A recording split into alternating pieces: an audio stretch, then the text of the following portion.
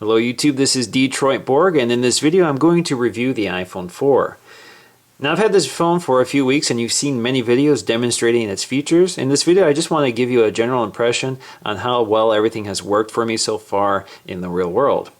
Now the first thing I want to talk about is the reception issue that was well reported when the iPhone 4 was first introduced.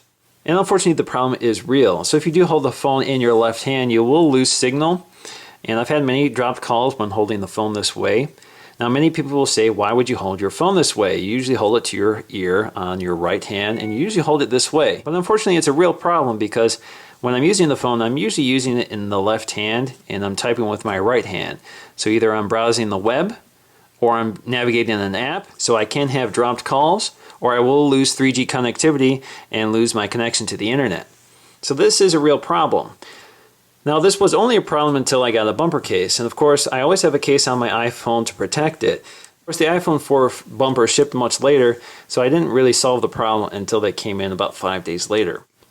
However, I have noticed a sizable increase in reception in areas where I normally have very poor reception, at least I did with the iPhone 3G and 3GS. So for example, my office has very poor signal reception and I can barely make calls there. But with the iPhone 4, that problem has largely been solved. So I feel I can safely say that the new antenna design on the iPhone has improved signal reception. The iPhone 4 also features upgraded specs for HSUPA and HSDPA support, so that allows for faster upload and download speed. So I've noticed improved upload and download speeds, so 3G performance is much improved with the iPhone 4. If you saw my iPad 3G versus iPhone 4 video, you saw that the iPhone 4 just smoked it. So that makes the iPhone 4 even more usable than it was before. In addition to cellular reception, I'm also seeing far better performance on the GPS and Wi-Fi antennas. So GPS accuracy has increased dramatically and it's far faster to lock onto you. So GPS apps do work much better on the iPhone 4 than they did on the iPhone 3GS. You can also count on the iPhone 4 to give you better Wi-Fi range. So for example, I'm now able to hold on to my Wi-Fi network in my entire yard. That was never possible with the iPhone 3GS, iPhone 3G, iPhone, or any of my iPod touches. I have to say that gauging battery life is pretty difficult because I use the iPhone 4 differently depending on what day it is. But I can safely say that the iPhone battery performance is about 20% better than the 3GS, and I can thank that largely to the fact that I can barely run this phone down during a very heavy day, but with the iPhone 3GS I could easily run it down to 0% by the end of the day if I haven't charged it. So the iPhone 4, even though I'm using it a lot more than the 3GS just because it's more usable, has much better battery performance than the 3GS. Now we can't talk about the iPhone 4 without talking about its hallmark feature, the Retina Display. Now the Retina Display quadruples the pixel count on the 3-inch screen, so we're up to a much higher resolution. Not only does it improve the quality of images and graphics, but it dramatically improves the readability of small text on websites. Of course, this is very important when you're reading on a very small device. When you're loading a web page that was originally designed for a large computer screen, it can be very hard to read the text, but with the resolution of the iPhone 4 Retina display, you can read the text with much less zooming and panning around. So this makes reading a lot more efficient on the iPhone 4. So I can find myself using the iPhone 4 far more for all the reading and content blogging that I consume each day. Next feature to talk about on the iPhone 4 is the high quality camera, which is a very important feature for me because I'm an amateur photographer and I like to take a lot of photos. Also to shoot a lot of video, and it's nice to not have to always carry some sort of higher quality camera with me. I no longer need to carry a flip Minnow HD and I no longer have to carry a point and shoot. So for this feature alone, it's a huge value add. And of course it now has a flash which is quite usable. The main reasons to carry a point-and-shoot camera is just because it provides a flash in low light.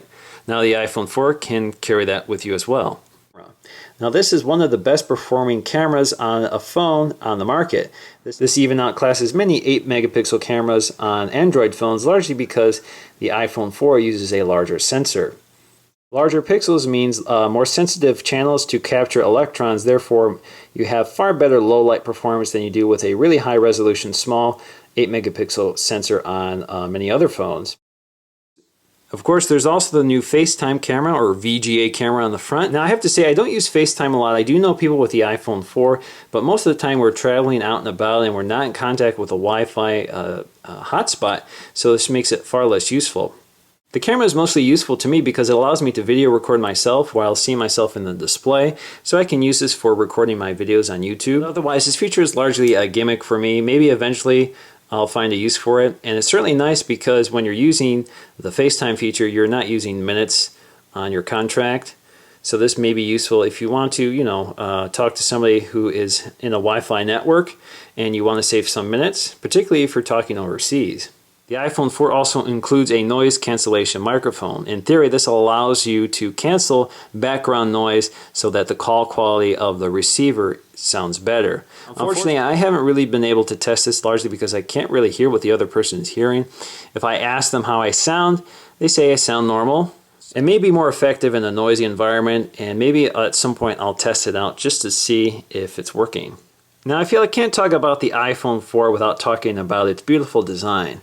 Now, it's one of the few smartphones that are entirely made of glass or metal. There is no plastic on this at all. So the act of holding and handling this phone is a far more tactile experience than holding a piece of plastic. The bezel is beautifully milled. We have a nice satin finish to the stainless steel on the side with this little chamfered edge, which adds a little more structural detail. We even have a little chrome ring around the headphone jack and around the camera on the back of the phone.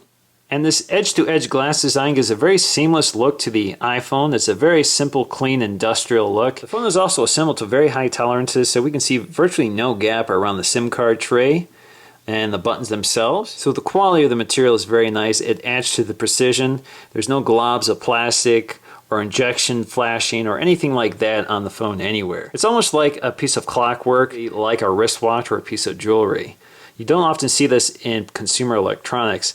So that makes the iPhone 4 definitely a standout product, and I think it's one reason to consider the iPhone 4 above all other smartphones. In terms of overall performance, I don't notice a huge difference from the 3GS. The CPU has been upgraded to 1 GHz, the RAM has been doubled to 512 megabytes, and the wireless hardware has been upgraded to 802.11n. But overall, the performance jump from the 3GS to the iPhone 4 isn't that noticeable.